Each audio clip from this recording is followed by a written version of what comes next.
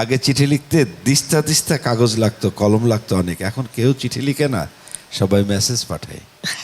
চিঠি লেখার দিন কোথায় গেল? হারিয়ে গেছে। কিন্তু হারিয়ে গেছে।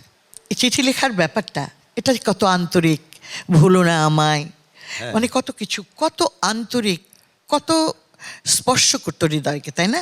হ্যাঁ, আমি একটা কথা জানতে চাচ্ছি দিলরুবা খান, সেটা হলো তুমি ফিল্মে গান করেছো। আসলে প্রথম আমার যতটুকু ধারণা, তোমার একটা অ্যালবাম 92 সালে বের হয়েছিল পাগল মন। পাগল মন নাম দিয়ে একটা ছবিও হয়েছিল। হ্যাঁ, সেই গানটি তুমি ছবিতে করেছিলে।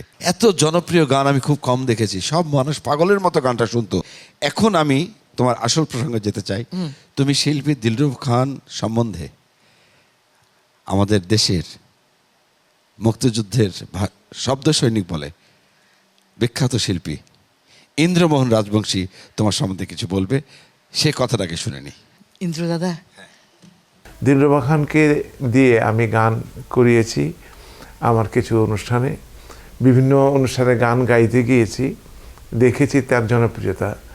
এবং একটি দুটি গানে, পাগল মন বলে একটি গান হয়েছিল, শিল্পীকে এমনই একটা জায়গায় নিয়ে গেল যে তার আর তুলনা রইল না। দিলরুবা আমার সাথে কয়েকটি ছবিতে গান করেছে। একবার সত্যদা আমাকে ডাকলেন গান গাইতে, তো সহশিল্পী দিলরুবা। আমি খুব খুশি হলাম এই ভেবে যে ওর যে কণ্ঠ এত সুরে, এত মিষ্টি, হ্যাঁ, এতে সে বুঝতোই না। তো জিজ্ঞাসা করলে বলতো, দাদা হয়েছে? আমরা খুব ভালো হয়েছে। হ্যাঁ, কী জানি, আমি তো বুঝতে পারি না।